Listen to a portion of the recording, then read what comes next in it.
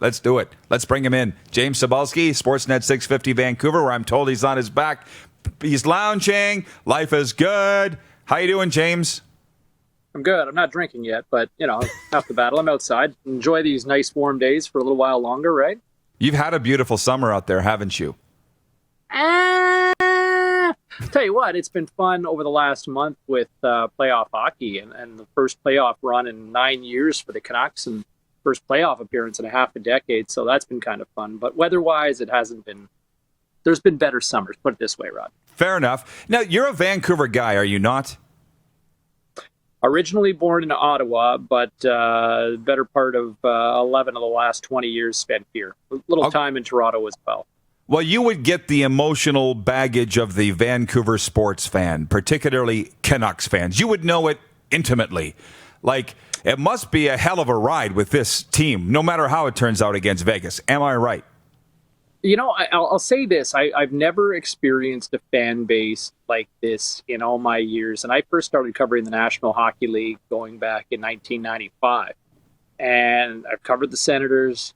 I've covered the Leafs, I've covered the Canucks, and then, other teams along the way, whether it's from the Raptors, whether it's the Blue Jays, CFL teams along the way, whether it was the Ottawa Rough Riders, the Toronto Argonauts, the Hamilton Ticats, the BC Lions, and I've never seen a fan base quite like this. And it got toxic for a while during this rebuild over the last 5-6 years. And then there's kind of this new era and excitement with Hughes and Pedersen. But, even as exciting as this run has been, and I think this has far exceeded a lot of people's expectations, you knock out the defending Stanley Cup champions. I mean, this whole series right now with Vegas is house money. But you're here, you certainly feel like you're in it to win it. And now all of a sudden there's a lot of that sky is falling approach that is starting to creep back into this fan base.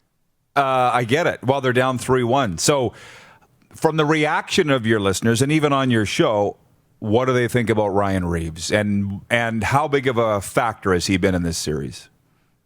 He's been a significant factor. I think Ryan has been able to get away with doing. Here's the difference. Vegas is up 3-1 right now. And Ryan Reaves has been able to be an effective hockey player because, for the most part in this series, Vegas has led. Ryan Reaves is not an effective hockey player or as effective a hockey player when Vegas is chasing the game. You look at the Canucks win when they won Game 2, 5-2. Now, Ryan Reaves only played about 8 minutes in the game. But when you're playing in front, Pete DeBoer can roll all four lines, and that's where Ryan Reaves becomes effective. But, it was a polarizing hit where Reaves takes out Hughes. Hughes goes deep inside the offensive end, deep into the Vegas zone. And to me, I thought that was a clean hockey hit. I know a lot of people were, outraged over the fact that there was a non-call, but Hughes had the puck. He was playing it along the wall. I thought it was a clean hit. And you're also talking about a guy who's 260 pounds compared to a guy who might be $160, right, in terms of Quinn Hughes. I mean, that's a mismatch. Now, the point that you make with the point that, the voice of the Blazers kind of suggesting somebody needs to go after Ryan Reaves. Look, it's the playoffs. It's not to say fighting is outlawed, but the Canucks really don't have that counterpunch. Now, Antoine Roussel was kind of being yappy at the beginning of the series, and he hasn't really been that guy since. Jake Virtanen's got some size, and, Jake's not really seen to be a fighter, but is he somebody that just needs to drop the gloves and go at it and do that? And then, a guy like Michael Furlan, who would have been a great counterpunch for Ryan Reaves. Obviously, he's been dealing with concussion issues all year long, and when he did come back at the beginning of the postseason, he only lasted a game and a half and then was quickly gone. So the Canucks really don't have that guy, and I think there's also that mindset, do you want to poke the bear? Like, do you want to really kind of get Ryan Reaves into his groove and, get into Ryan Reaves? So what happens if a guy gets his ass kicked? I mean, that probably just sparks Vegas even more so, doesn't it? I mean, it might wake up the Vancouver bench to say, hey, thanks for sticking up for our guy, but, you go get licked in a fight. I mean, an ass kicking is an ass kicking, right? Oh, yeah. I'll tell you what, this is how you deal with him. Ignore him. Period. Take the hits if you must, but Travis Green, Just coach your team. Like he's way into their kitchen. Be better. Far too much. The reality is Vegas is a better hockey team than Vancouver, and we're seeing that. I mean, Vancouver had the lead in the third period last night, and they just, the bottom fell out at the start of the third period, and they never recovered. But, Pedersen's been great this series, but, a lot of their top guys just haven't. It looks like JT Miller, I think, is nursing an injury right now. Jacob Markstrom hasn't had his best series. And that's, Jacob Markstrom needs to be better in this series. Quinn Hughes has struggled in this series as Vegas is focused in on him. Brock Besser has been a no-show for the most part this series, although there's been some reports that, he lost a family member over the weekend, so maybe playing with a heavy heart. But, and Bo Horvat's been, a little up and down as well when it comes to contributing offensively through the playoffs as well. So, one guy cannot carry a team, especially against probably the deepest team in the Western Conference right now, in the Vegas Golden Knights. Well, to talk about something else, because you might possibly get tired of talking about the Canucks. From our viewers, John in Winnipeg wants to know what's on your shirt, NBA Jam. So that's one. And two, our intern, Alan Lee, the Asian sensation, says, hey, James, who's your favorite duo in NBA Jam? So can you tell our viewers what that shirt is and then answer that question, if you don't mind? Okay, so for anybody who remembers the arcade classic NBA Jam, this is the Denver Nuggets and the duo of Dikembe Mutombo and LaFonso Ellis from back in the day.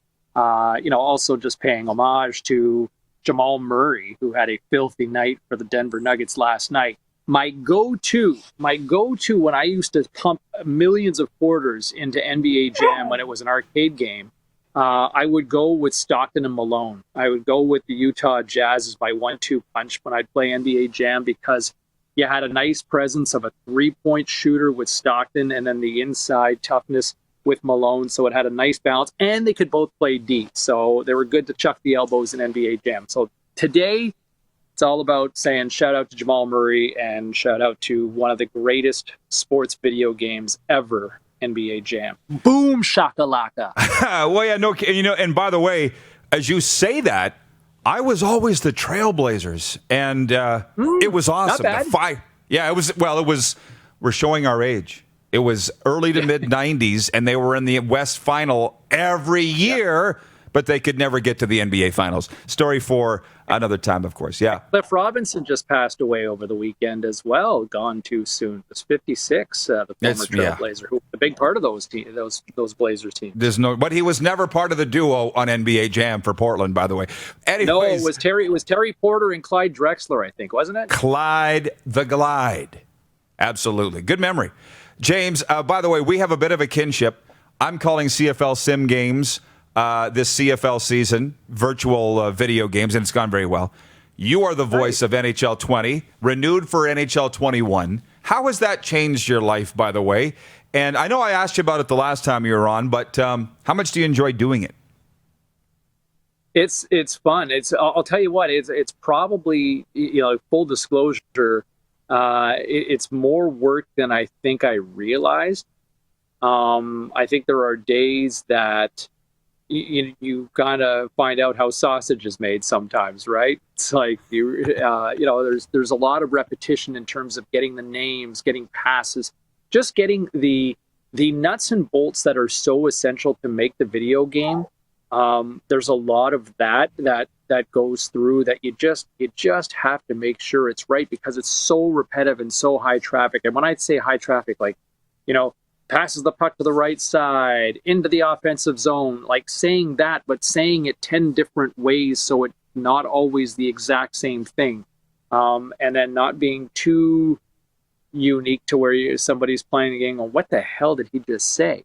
So there's a lot of that, but then there's also the improvisational element that's been a lot of fun. Ray Ferraro's a tremendous talent to work alongside with that, and a lot of creativity. And they've kind of let me be me for the most part. So kind of bring the energy and bring the fun and all of it. And, you kind of go through this world of, okay, I'm doing all this. Like, what happens when it all gets put together? And then you kind of sit down one day and they play you what it sounds like kind of a halfway through, and you go, holy crap, this is amazing. The first time I played the finished product when I got my PS4 copy, last fall to play NHL 20. Rod, it was amazing, like to listen to it. And I think the one thing that I'm sure you're a lot like me, and for most people, I think it's human nature to be your own worst critic.